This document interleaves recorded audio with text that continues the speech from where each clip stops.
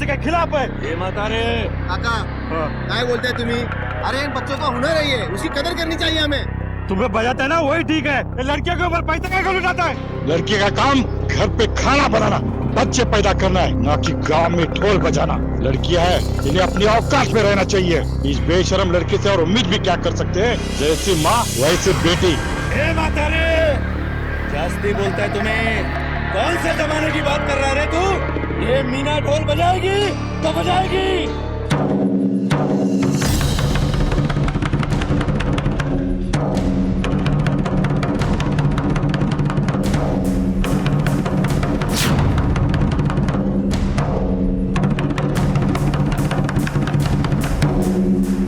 सिर्फ 15 मिनिट ये ढोल गले में लटका कर घूम के दिखा, फिर बात कर। हिम्मत असेल ना तर ढोलला हात लावायचा, नाहीतर बांगड्या भरून घरात बसायचं, कळलं? कला तो हर कोई साफ ही होती है, खोट तो देखने वाले की नीयत में होती है। मीना बजा।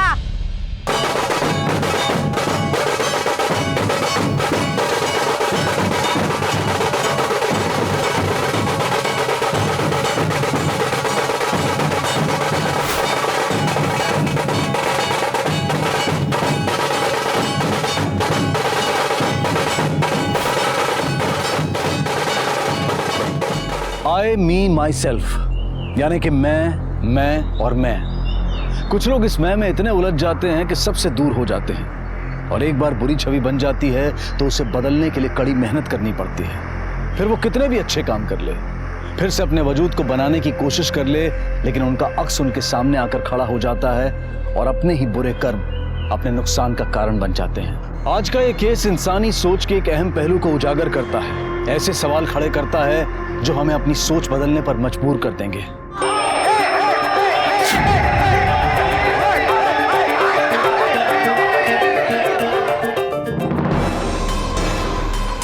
हे काय करतात? अरे ट्रॉफी कोई ऐसे फेंकता है? हमारे बेटे ने जीत रहे उसे। पता है, मगर किसने? ड्रामा में। ये सब करने के लिए कॉलेज में भेजा क्या तुझे? बाबा मत बोल मुझे बाबा। पढ़ाई पे ध्यान दे और ये सब नौटंकी वगैरह बंद कर डाल, वरना तेरे सब खर्चे के पैसे बंद कर दूंगा मैं। पैसा पैसा पैसा, जिंदगी में सब कुछ पैसा ही होता है क्या? उन्होंने आज तक मेरे से प्यार नहीं किया, अब मैं उनसे पैसे कभी नहीं लूंगा।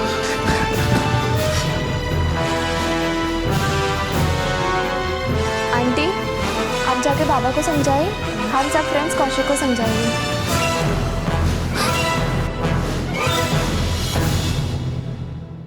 अंकल, मुझे इंटर कॉलेज कंपटीशन में बेस्ट सपोर्टिंग एक्टर का अवार्ड मिला है। अरे वाह, ये तो बहुत अच्छी खबर है। लेकिन तुम इतने उदास क्यों लग रहे हो? वो बाबा कॉलेज आए थे, सबके सामने तमाशा करके चले गए, पैसों का रोब दिखा रहे थे। अब तो मैं कसम खा रहा हूँ, मैं उनसे कभी भी पैसा नहीं लूंगा। अंकल, मुझे काम करना है, मैं अपने पैरों पे खड़ा होना चाहता हूँ। देख बेटा, तुझे काम करने की क्या जरूरत है? मैं तुम्हें पैसे देता हूँ ना। नहीं नहीं, मुझे आपके पैसे नहीं चाहिए, मुझे अपने पैरों पे खड़ा होना है। अरे अच्छा ठीक है, मैं तुम्हारे लिए अच्छा सा जॉब देखता हूँ। तू परेशान मत हो, तुम्हारा काम हो जाएगा। और आज रात को मैं तुमसे मिलने भी आऊंगा, है ना? ठीक है, तो जरा अच्छे से एक स्माइल कर दे।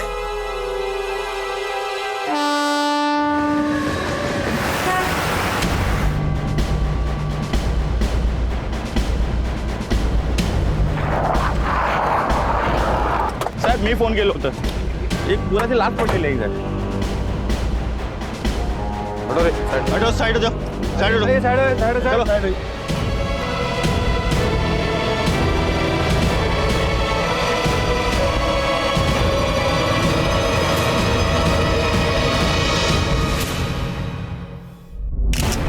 सर गर्दन पे निशान देख के लगता है कि गला घोट के मारा गया।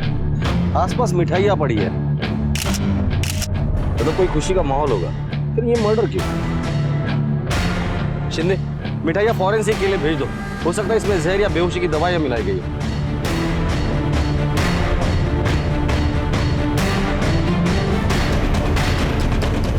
सर स्टूडेंट है पदविया कॉलेज का, हॉस्टल में रहता है, पूना का रहने वाला है। सर ये रस्सी मिली है, हो सकता है इस रस्सी का इस्तेमाल मर्डर के लिए किया गया हो। बॉडी को पोस्टमार्टम के लिए भेज दो, इसके घर वालों को इन्फॉर्म करो और हॉस्टल में जाके इसकी पूछताछ करो। Okay sir.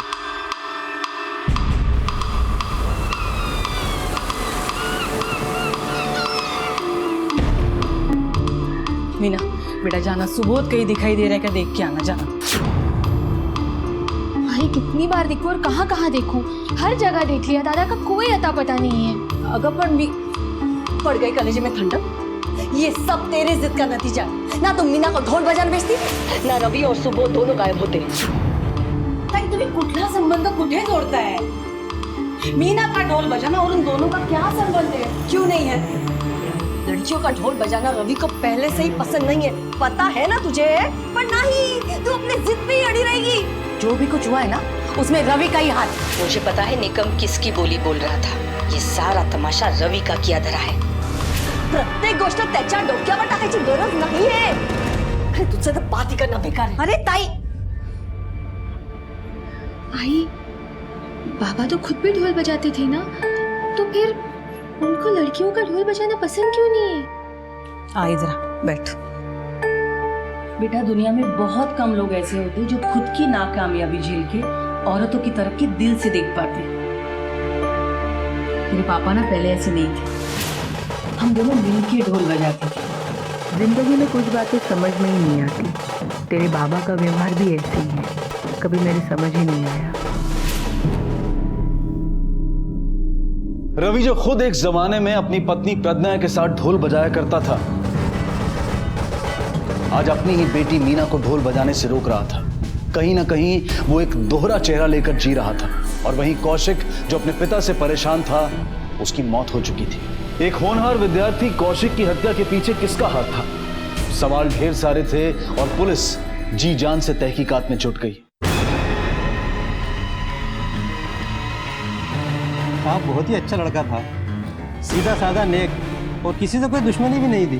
पता नहीं इसके साथ ऐसा किसने किया है। ये तो आप ही बेहतर बता सकते हैं, क्योंकि आप ही के हॉस्टल का लड़का हमें मरा हुआ मिला है और आप ही को नहीं पता कि कौन आया और कौन गया। रात को 10:30 बजे के बाद बाहर जाने की किसी को इजाज़त नहीं होती, पर कभी कभार किसी स्पेशल केस में कोई लड़का परमिशन लेकर बाहर जा सकता है।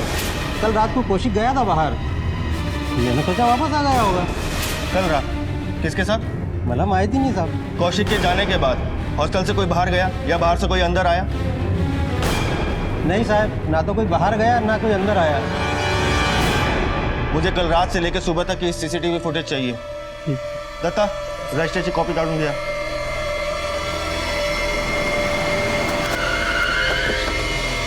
कौशिक ब्राइट स्टूडेंट था। हाँ, कुछ स्टूडेंट से उसकी अनबन होती थी, लेकिन वो बातों से मना लेता था सबको। ऐसा कोई एक नाम बता सकते हैं जिससे उसकी अनबन होती थी? ऐसा कोई खास नहीं, लेकिन हाँ, एक सीनियर स्टूडेंट है साकेत, उससे हमेशा उसकी अनबन चलती थी। साकेत नाम से कोई है जिससे उसकी बनती नहीं थी? वो हमेशा उलझता रहता था, पर टिक नहीं पाता। फट्टू एक नंबर का। किसी और पर शक है तुम्हें? अंकल। ये अंकल कौन है? पिछले कुछ महीनों से ये अंकल उसकी जिंदगी में आए, और उसे कोई भी प्रॉब्लम होती तो वो उन्हें तुरंत कॉल करता और वो हेल्प करने आ जाते। इस अंकल का कोई नाम पता मालूम है? नहीं, कौशिक के पास भी उसका नंबर ही था। ठीक है, आप जा सकती हैं।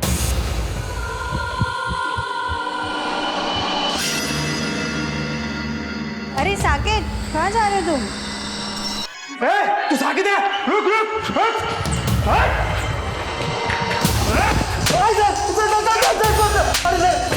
मैंने कुछ नहीं किया सर। तो भाग क्यों रहा था? सर वो प्रोफेसर सर ने आपको मेरे बारे में उल्टा सीधा बोल दिया था, इसलिए मैं डर गया था सर। डर गया था या डरने का नाटक कर रहा था? कौशिक के साथ दुश्मनी थी ना तेरी पुरानी? सच सच बोल दे, वरना इतना मारूंगा ना कि तोते की तरह बोलने लगेगा। सर मैं सच सच बोल रहा हूँ, मैंने कुछ नहीं किया सर। हाँ ये है कि मैं कौशिक से लड़ता था। अच्छा दोस्ती यारी में तो ऐसे चलता है ना सर। कल रात कहाँ था तू?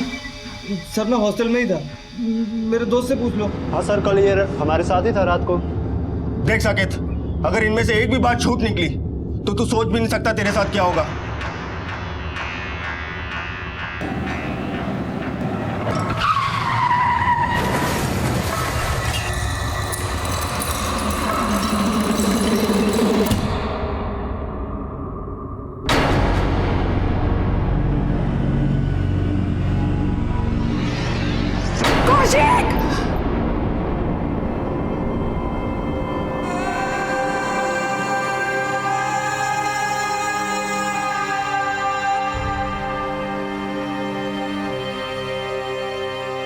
आपकी और कौशिक की नहीं बनती थी। कल आप उसके कॉलेज गए थे जहां आप दोनों के बीच झगड़ा हुआ।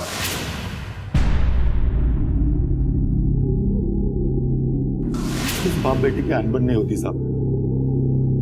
बचपन से लेके आज तक उसकी हर ख्वाहिश हमने पूरी की। साहब मेरा अपना बिजनेस है, मैं चाहता था वो एमबीए करे और मेरा बिजनेस आगे बढ़ाए, मगर उसे तो नौटंकी का शौक लग गया था, बस इसीलिए मैं उसे टोकता रहता था साहब।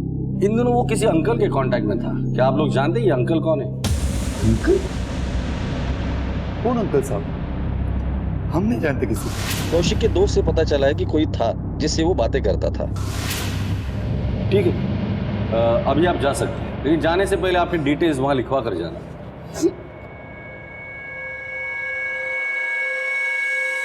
इनकी डिटेल्स क्रॉस वेरीफाई कर लेना और ये अंकल कौन है उसका पता करो। Okay sir. अरे रवि, अरे काय झालंय तुला? लंगडतोस का? और कल रात भर कहा था तू, और तू कल घर क्यों नहीं आया? कुछ तो बोलेगा मुझे, जवाब तो दे। आल्यापासून नुसती पिट पिट पिट पिट लावले। माना कि मैं तेरा छोटा भाई हूँ, लेकिन हर बार टोकना जरूरी है क्या?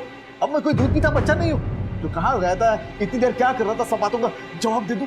काय बोलतोस तू रवि? मैंने अपनी पूरी जिंदगी तेरे लिए दांव पे लगा दी। बचपन से तुझे पाला पोसा। खुद के बारे में कभी सोचा नहीं मैंने, सिर्फ तेरे बारे में सोचा। बात डाला। तूने जो कुछ भी किया ना मेरे बारे में, उसका ढिंडोरा पीट चुके पूरे गांव में। अब ये नाटक बंद कर दे। देख, पहले मैं बहुत परेशान हूँ, और ऐसा तो बोझ मेरे सर पर डाल के और परेशान मत करो मुझे। और तूने कुछ नहीं किया मेरे लिए, बिना शादी के मेरे सर पर बैठ गई हूँ यहाँ पर। बाबा की दुकान पर भी नागिन जैसे बनकर बैठ गई हूँ। अब ये घर बचा है, इसे भी हड़पना चाहती हो?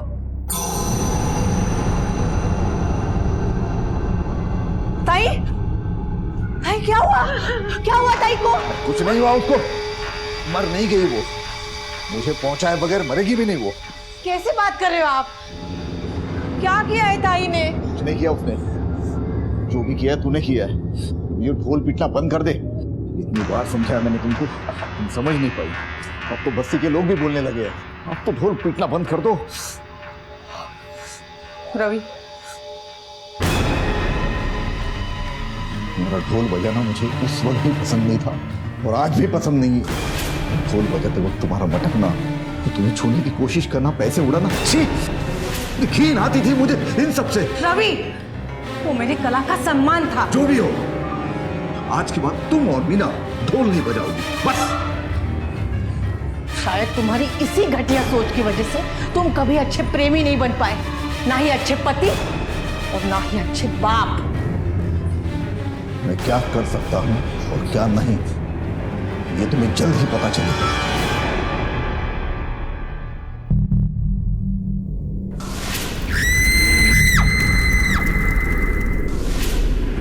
दादा, दादा, दादा संभालो अपने आप को।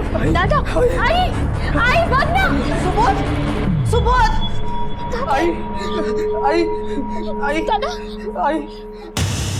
सर, कौशिक के कॉल रिकॉर्ड्स आ गए हैं। मदन की काफी कॉल्स हुई हैं, लेकिन बात नहीं हुई। सुबह तो ये लोग झगड़े की बात कर रहे थे, फिर अचानक इतने सारे कॉल्स। ये मदन जब कौशिक को कॉल कर रहा था तब मदन की लोकेशन क्या थी, ट्रैक करो। सर, और उस अंकल का पता चल गया? सर, इस अंकल के नंबर से इसकी डिटेल्स मिल गई है। महेंद्र में रहता है, रवि गाड़े नाम है। 17 साल पहले इसकी बीवी जल के मर गई थी। उसी सिलसिले में इसे अंदर भी किया था, लेकिन लैक ऑफ एविडेंस की वजह से ये छूट गया। वैसे रवि करता क्या है? सर, एफआईआर के मुताबिक ये किसी बैंड में ढोल बजाता था। और सर, अब इसकी छोटी सी पान बीड़ी की दुकान है। सर, रवि के परिवार में अब दूसरी बीवी है प्रज्ञा, उससे एक बेटी है मीना, पहली पत्नी से एक बेटा है सुबोध, उसकी एक बिन ब्याही बहन भी है विद्या।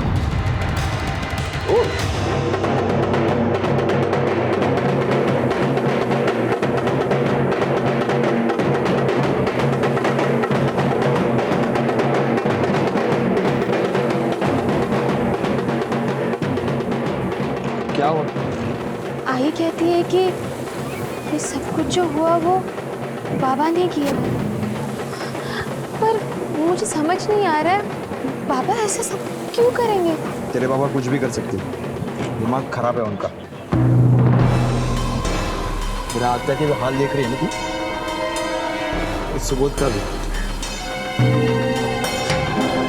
सुन ना, मला खूप भीती वाटते। अगर ऐसा ही चलता रहा तो बाबा कहीं हमारे रिश्ते को भी क्या मंजूर नहीं देंगे? यही ना, मुझे भी वैसा ही लगता है। और वैसे भी कुछ हुआ ना तो हम भाग के शादी करेंगे बस। आणि जिकडे पण तुझा बाप आला ना तर तुला सोडणार नाही मी। चल आता वाजव, घे वाजवायला, चल वाजव।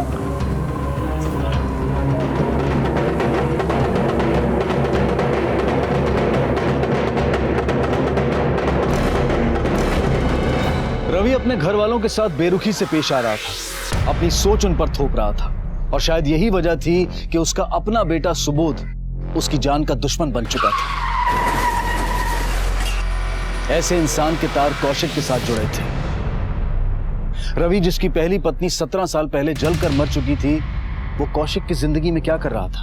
कौन था जो कौशिक जैसे लड़के से नफरत करता था? कौशिक की मौत की गुत्थी उलझी हुई थी और यहां रवि के कई पहलू अभी सामने आने बाकी थे।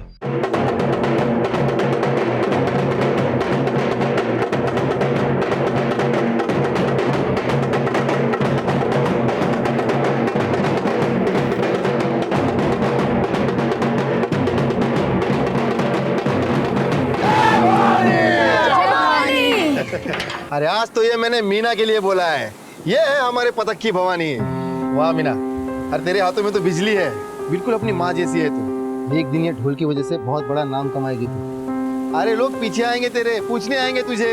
वो तो ठीक है काका, पर बाबा को ये सब पसंद नहीं है।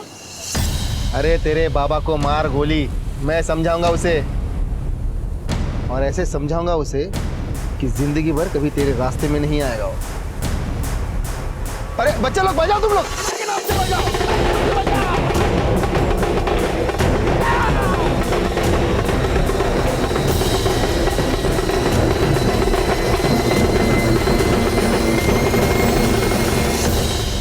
कमवायच्या अक्कल नाही, नुसतं गिळायला पाहिजे।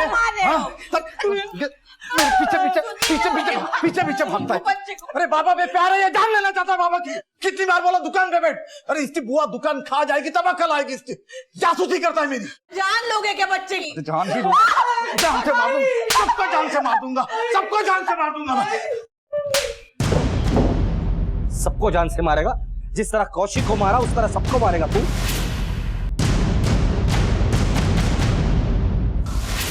कौशिक को? मैं क्या कर सकता हूँ और क्या नहीं, ये तुम्हें जल्द ही पता चलेगा। ढोल बजाने का बहुत शौक है ना तुझे? तेरा ढोल आज मैं बजाता हूँ। लेके चलो इसे।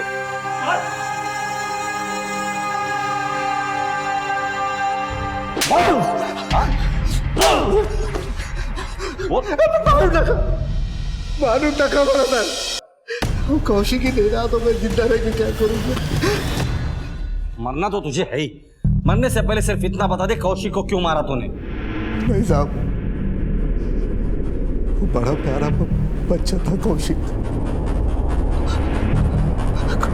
कौशिक मेरा बेटा ही था, मेरा और प्रज्ञा का बेटा था साहब।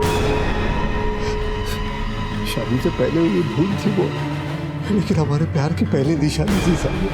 मदन और मंजरी ने कौशिक को सातारा के एनजीओ से गोद लिया था।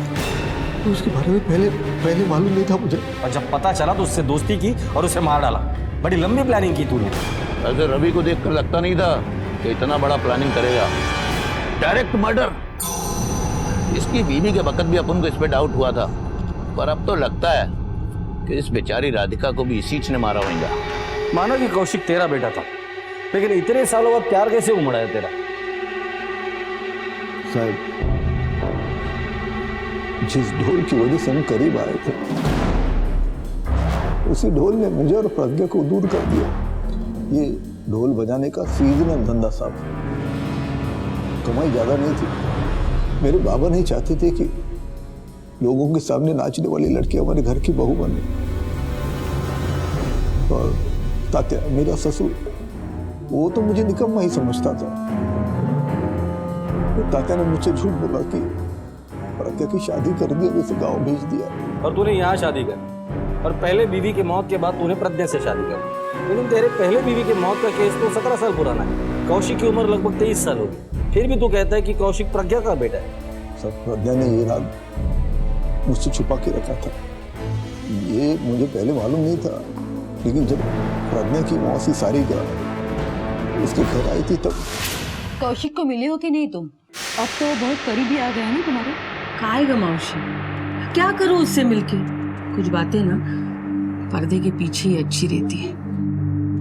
मैं उसकी माँ हूँ ये भी नहीं बोल सकती मैं उसे। मुझे बता क्या फायदा ऐसी बेमतलब मुलाकात का? अगं प्रज्ञा, किती झालं तरी तो तुझा मुलगा है। तुम्हारे और रवि के प्यार की पहली निशानी इसलिए पूछ रही हूँ मैं। एक बार जाके उसे मिल लो। सारिका, कशाला डोका खाते तिचे? इतनी साल ये बात छुपा के रखी है और रवि राक्षस से, तो छुपे रहने दो ना। साहब ताते ने मुझसे झूठ बोला था साहब। असल में प्रज्ञा पेट से थी, ये बात मुझे ना पता चले इसलिए उसे गांव में भेज दिया। लेकिन जब पता चला तो मैंने भी कसम खा ली कि ये राज जो दबा हुआ है उसे मैं दबा के रखूंगा।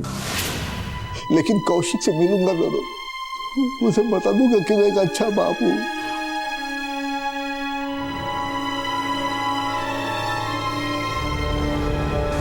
दुनिया को बता दूंगा कि मैं इतना बुरा भी नहीं हूं जितना वो समझते हैं। हाँ, यही भलाई दिखाई ना तुमने।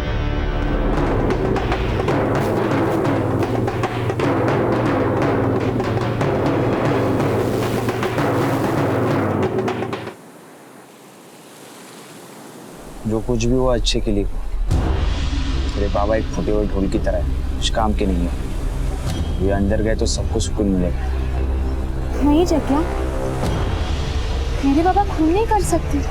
देखो, मुझे घुमा फिरा के बोलना नहीं पसंद है, मैं सीधा बोलता हूँ। अच्छा हो गया हमारा रास्ता तो साफ हो गया। नहीं जग्या, मेरे बाबा इतने भी बुरे नहीं हैं। मैं अपनी खुशी के लिए मेरे बाबा की जिंदगी का सौदा नहीं कर सकती।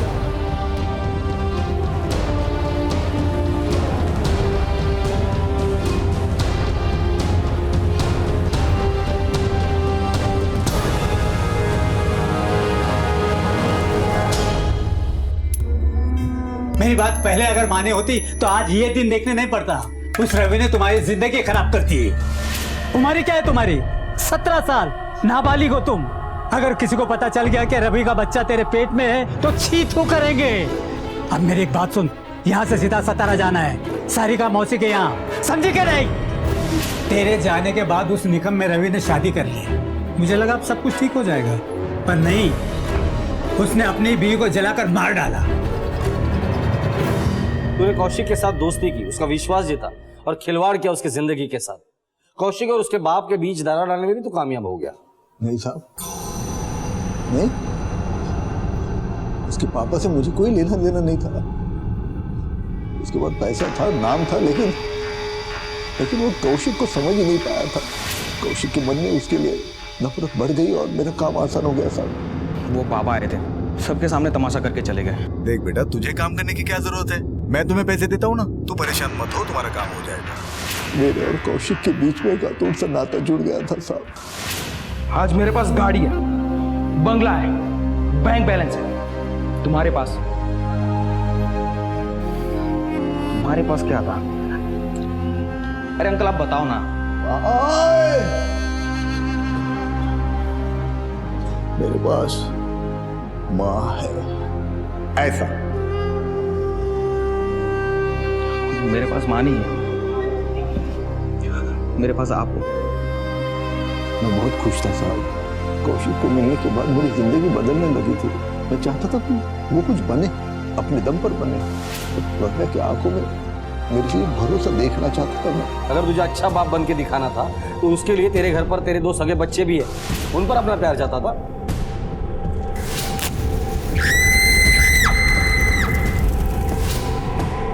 मेरे बच्चे शुभ राधिका, उसका सुबोध पर बहुत गहरा असर हुआ है साहब। वो उसकी और अपने ख्यालों की दुनिया में ही रहता है हमेशा। वो तो मुझे अपना दुश्मन समझता है। कई बार तो उसने मुझे जान से मारने की कोशिश भी की।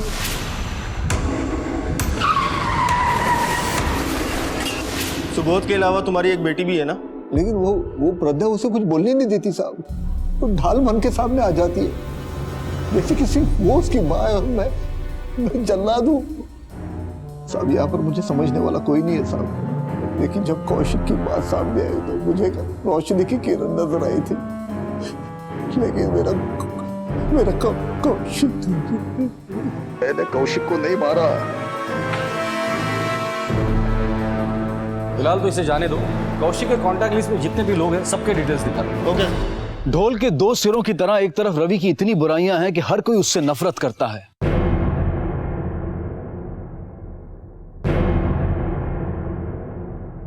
यहां तक कि उसका अपना बेटा सुबोध भी उसकी जान का दुश्मन है। और वहीं दूसरी तरफ रवि का कौशिक के साथ रिश्ता बिल्कुल अलग है। अपनी अच्छाइयों से रवि उसके साथ एक नई सुंदर दुनिया बनाना चाहता है। क्या रवि महज अपने चेहरे पर अच्छाई का मुखौटा लगाए हुए था, या फिर वो सचमुच बदल रहा था, या फिर अपना वजूद बचाने के लिए किया गया नाटक था जिसके बेनकाब होने की वजह से कौशिक मारा गया था, या ये प्रज्ञा के इतनी बड़ी बात छुपाने के पीछे रवि का आक्रोश था जो कौशिक की हत्या के रूप में सामने आया था, या फिर इस सब के पीछे उसका कोई और ही मकसद था। कौशिक की हत्या का राज अभी तक पर्दों में था, लेकिन इतना साफ था कि कौशिक की मौत से रवि की जिंदगी में तूफान उठ खड़ा हुआ था।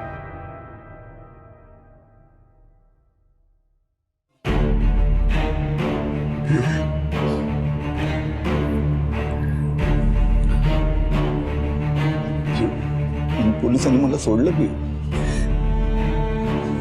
उनको गलतफहमी हो गई थी कि कौशिक को मैंने मारा। मैंने कुछ नहीं किया था। फिर मैं तो सिर्फ एक अच्छा बाप बनने की कोशिश कर रहा था।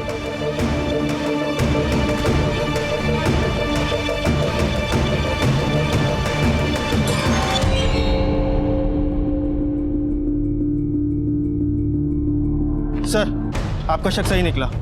मदन की लास्ट लोकेशन कौशिक के मर्डर वाली रात कौशिक के हॉस्टल के पास ही थी। अगर उस रात मदन हॉस्टल के आसपास था तो उसने ये बात हमसे बताई क्यों नहीं? उठाकर लेकर इस मदन को। Okay sir.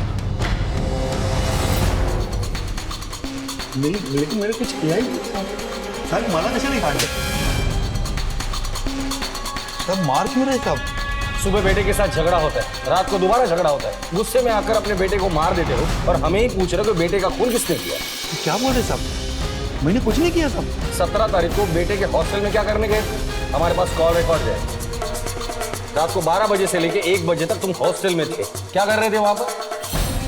हाँ साहब, हॉस्टल में गया था। झगड़े को लेकर मेरी बीवी ने जो समझाया था, तब मैं कौशिक को मनाने के लिए वहां गया था, मगर वो मुझ पर नाराज था, इसलिए वो आया नहीं और फोन भी नहीं उठाया मेरा। ये बात पहले क्यों नहीं बताई हमें? सर, अपने बेटी की लाश देखकर मैं बौखला गया था साहब, इसलिए मैं आपको बता नहीं पाया। पर साहब, उस रात जब मैं बाहर कौशिक का इंतजार कर रहा था, तब मैंने एक लड़के को हॉस्टल में जाते हुए देखा था। सर, इनमें से कोई लड़का है? नहीं सर। इन दोनों में से कोई? हाँ सर, यही था सर।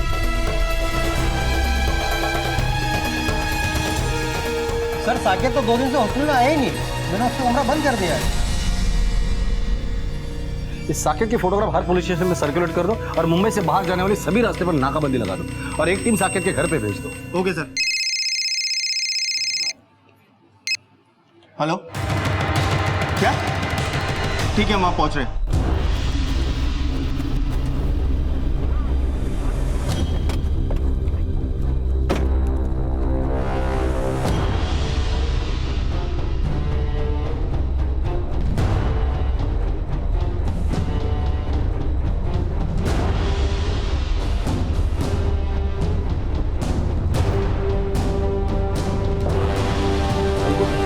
पुलिस,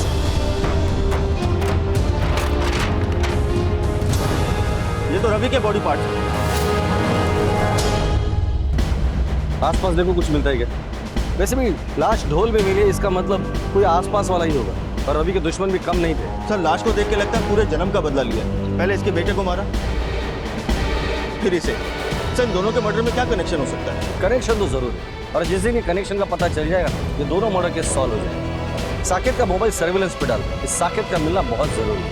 और ये रवि, इसके घर वालों को इन्फॉर्म करो और रवि के मोबाइल की आखिरी लोकेशन क्या थी ये भी बता करो। Okay sir.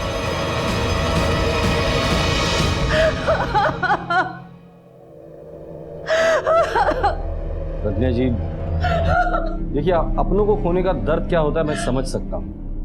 आपको क्या लगता है कि रवि को किसने मारा? प्रज्ञा जी संभालिए अपने आप को। हमें मालूम है कि कौशिक और रवि की मौत में कोई ना कोई कनेक्शन जरूर है।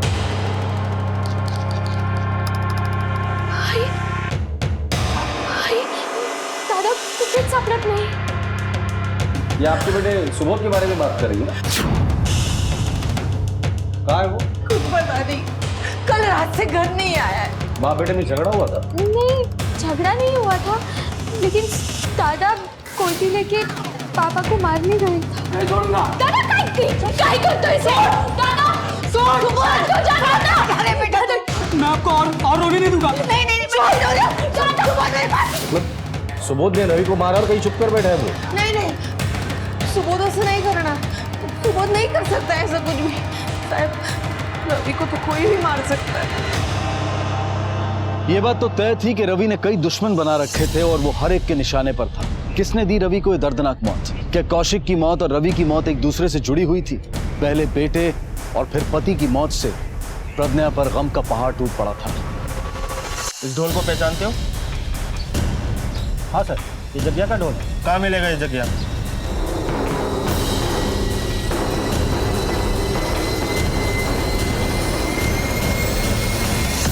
तू लेके चल इसे। सर चल सर, चल लेके सर, क्या हुआ सर? देख, क्यों मारे हो सर? ये तेरा ही ढोल है ना? इसी में रवि की लाश के टुकड़े फेंके थे ना तूने? चल अब तेरा ढोल बजाता हूँ। सर वो मेरा ढोल है, लेकिन वो चोरी हो गया था सर। चोरी हो गया था? हाँ सर, मैं अपना ढोल भावेश के गोदाम पे रखता हूँ। ये भावेश कहाँ मिलेगा? कसुन मान चला रे, टाइट करवा रहा हूँ। कौन है भावेश? ये है? हाँ सर। ढोल का है इसका?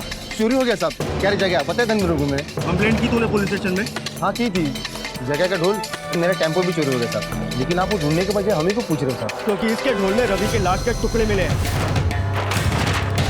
और जहाँ तक हम जानते हैं, रवि से दोस्ती तो नहीं थी तुम्हारी। अब यही बताएगा या ससुराल चल के? क्या साहब, हमने कुछ नहीं किया है, सच में चोरी हुई थी। चाहिए तो आप रिपोर्ट दे सकते हैं। अच्छा ये बता, ये ढोल चुरा कौन सकता है? ये तो मैं नहीं बता सकता, लेकिन हाँ मेरे गोदाम की एक चाबी ताते के पास थी, पर ताते तो बोला कि चाबी गुम हो गई। अब इससे ज्यादा मैं नहीं जानता साहब। तात्या, ये आप लोग क्या बोल रहे हैं? मैं समझा नहीं कुछ। जग्या का ढोल और भावेश का टेम्पो गायब है और ढोल के अंदर रवि की लाश मिली है और गोडाउन की चाबी तुम्हारे पास है। चाबी का मेरे पास होना मतलब मैं खूनी हूँ? चाबी तो पहले चोरी हो गई थी। चाबी ना सही, पर प्रज्ञा के लिए खून तो कर ही सकते हो ना? क्यों तकलीफ थी तुम्हें रवि से इतनी? अरे साहब, एक तकलीफ हो तो बताओ। वो बचपन से प्रज्ञा के पीछे लगा हुआ था। जब भी हम लोग ढोल की प्रैक्टिस करते थे, रवि ढोल की आवाज़ सुनकर दौड़ा चला आता था, लेकिन इस कला के लिए नहीं, प्रज्ञा के लिए आता था वो, और इसीलिए वो कला की कीमत समझा ही नहीं। लाश देखकर ये बात तो पता चलती है कि मारने वाला कोई नजदीकी है। तुम बता सकते हो कौन हो सकता है वो? कोई भी हो सकता है। कोई समझ ही नहीं पाया उसे। दिल का बुरा नहीं था वो साहब, सिर्फ जुबान का कड़वा था। जिसने भी मारा है करीबी। आप तो उसकी करीबी थी ना? आपको पता है कि कौन कर सकता है? सुबोध, जिसने अपनी माँ को जलकर मरते हुए देखा, या फिर प्रज्ञा, जिसने अपने बेटा खोया? प्रज्ञा तो रवि के पीछे पागल थी, वो ऐसा कर ही नहीं सकती। सुबोध का क्या, वो तो गलतफहमी का शिकार है। सर, रवि की लास्ट लोकेशन का पता चल गया है। रवि के कॉल रिकॉर्ड ने उसकी आखिरी लोकेशन तो हमें बता दी, लेकिन खूनी ने जगह देखो क्या चुनी है। चारों ओर सन्नाटा है। लेकिन सर एक बात समझ नहीं आई, खूनी ने लाश यहाँ फेंकने की बजाय इतनी दूर ले जाके क्यों फेंकी होगी?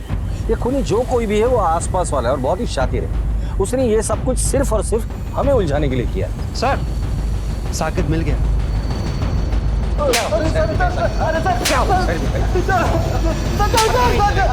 वार्डन और सीसीटीवी को चकमा देकर मर्डर का प्री प्लान बनाया तूने? नहीं सर, ये कोई प्री प्लान मदद नहीं।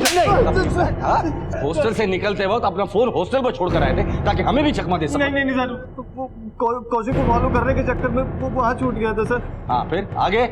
सर, कौशिक से मैं जलता था। कौशिक जिस दिन से कॉलेज आया उसी दिन से हीरो बन गया था सर। पूरी बात बता, पूरी बात बता। सर मैं अपने घर से निकालने के लिए जी और मॉल में काम करता था। अचानक वहाँ से मुझे निकाल दिया गया। बाद में पता चला कि इसके पीछे कौशिक और उसके अंकल का हाथ है। चिंता मत करना बेटा, देख मैंने निकट इलेक्ट्रॉनिक्स में तेरे बारे में बात की है। सेल्स पर्सन का जॉब है, लेकिन लोग बहुत अच्छे हैं। कल से ज्वाइन कर लो। आज के ज़माने में तो कोई सगा भी इतना नहीं करता जितना आपने मेरे लिए किया। ये बोल के पराया कर रहे हो मुझे? मुझे भी अपना ही समझना। हाँ, ये तुम्हारी जीत की खुशी में कॉन्ग्रेचुलेशंस। बस मेरा गुस्सा फूट पड़ा सर। उसने मेरी पोजीशन ले ली, मेरी नौकरी छीन ली, और तो और मेरी गर्लफ्रेंड को भी मुझसे छीन लिया सर।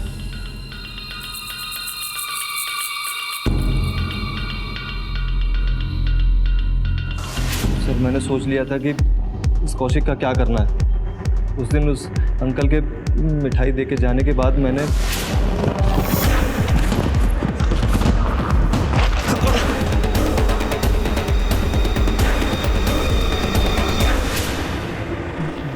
अपने रास्ते का कांटा हमेशा के लिए हटा दिया सर। वो अंकल मतलब कौशिक के बाप को क्यों मारा? नहीं सर, मैंने उनको नहीं मारा सर। नहीं मारा सर मैंने उनको। सच बता। मैं सच बोल रहा हूँ सर, मैंने उनको नहीं मारा सर। एक खून तो मैं कर चुका हूँ, उसकी सजा अगर मौत है तो दूसरा खून कबूल करने में मुझे क्या प्रॉब्लम है? कौशिक से अपना बदला लेना चाहता था बस। तुम्हारी पोजीशन चली गई, तुम्हारी गर्लफ्रेंड चली गई, इसलिए मर्डर जैसा संगीन जुर्म किया तुमने। कभी अपने माँ बाप के बारे में सोचा है? अपने दिल पर पत्थर रखकर तुम्हें इतने दूर हॉस्टल में पढ़ाई के लिए भेजते हैं वो लोग। तुमने ना सिर्फ उनका भरोसा तोड़ा है, बल्कि अपने साथ साथ उनकी भी जिंदगी बर्बाद की है। आखिरकार कौशिक की मौत की गुत्थी सुलझ गई, लेकिन तहकीकात में जुटी पुलिस के सामने अब भी यह सवाल खड़ा था कि आखिर रवि को किसने मारा, किसकी नफरत ने उसे ऐसी खतरनाक मौत दी।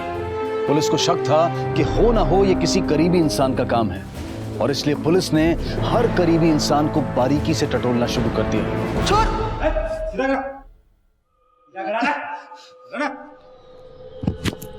क्यों मारा अपने बाप को?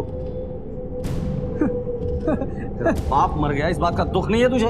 अच्छा वो मर गया, मेरी माँ को मारा था उसने। पुलिस इन्वेस्टिगेशन हुई थी और तेरा बाप निर्दोष था। निर्दोष नहीं था, जब वो चल रही थी तब वो वही था, मैं भी उधर था। उसने कुछ नहीं किया, उसने मारा मेरी माँ को।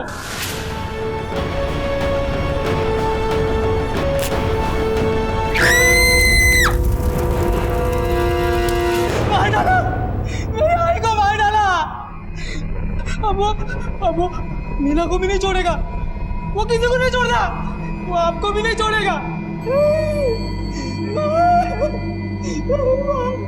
सर सुबोध की हालत देखकर लगता नहीं है कि उसने ये मर्डर किए होंगे, वो भी इतने भयानक तरीके से, टुकड़े टुकड़े करके। अगर इसने मर्डर किया भी होगा तो भी लाश को ढोल में भरकर इतने दूर तक लाना इसके बस की बात नहीं। रवि के जितने भी दुश्मन थे, भाविन, जया, तात्या, विद्या, प्रज्ञा, इनमें से किसी की भी मोबाइल लोकेशन मर्डर जहाँ हुआ था वहाँ आसपास ठीक है पता करो। एक एक को कूटो और मुझे सारी इंफॉर्मेशन चाहिए। Okay sir. उस टेम्पो का पता चल गया? नहीं सर, अभी तक नहीं, लेकिन तलाश जारी है। ठीक।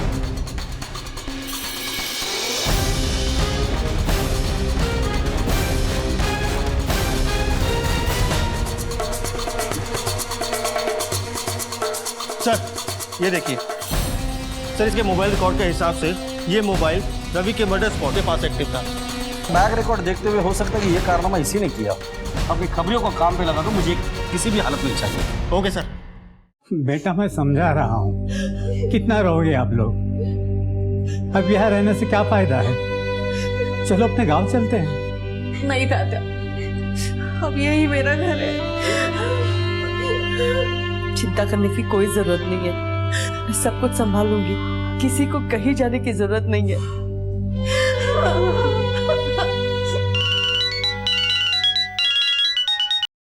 हाँ बोला सर, उसका अड्डा मिल गया है। ठीक है, हम पहुंचे।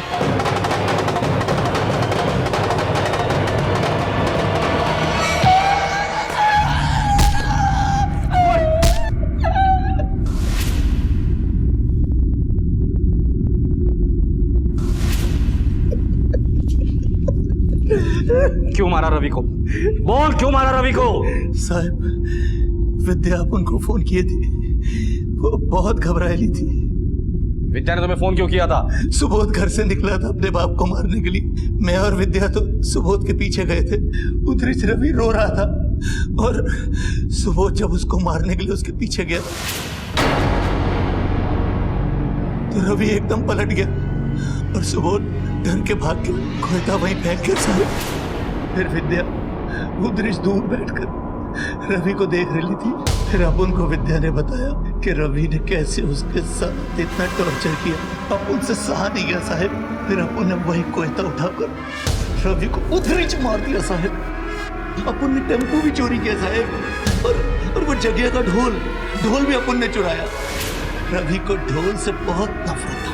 फिर उसी ढोल में उसका कब्र बना दिया मैंने, और उस ढोल को फिर मैं जंगल में छोड़ दिया साहब। सर ये कट्टा झूठ बोल रहा है और किसी को बचाने की कोशिश कर रहा है। जिस तरह से मर्डर हुआ है, लगता है किसी करीबी ने अपनी भड़ास निकाली है। दौड़े उठाकर लेकर आओ इस विद्या को। हो साहब। साहब रोको साहब, इसमें विद्या का क्या लेना देना साहब? उसका कोई कसूर नहीं। विद्या का लेना देना था या नहीं, ये हम डिसाइड करेंगे। साहब बात सुनो साहब। साहब विद्या ने कुछ नहीं किया साहब, अपुन ने मारा ना। क्यों किया आपने इसे? बचपन से लेके अब तक सारी बातें मेरे दिमाग में घूम रही थी।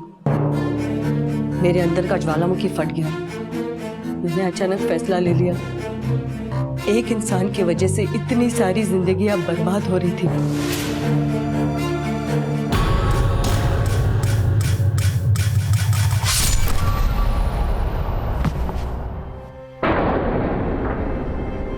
पहले मेरे बाप को खा गया, मेरे घर संसार को बसने नहीं दिया, राधिका को मौत के घाट उतार दिया, प्रज्ञा की जिंदगी बर्बाद कर दी, सुबोध की जिंदगी तो बहुत से भी बदतर कर दी इसने।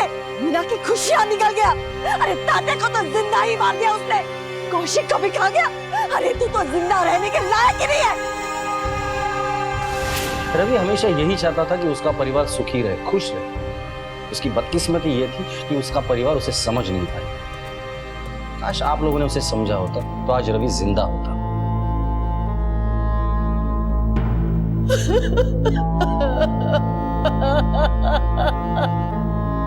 रिश्तों में जब मैं घुलता है तो जन्म लेती है नफरत।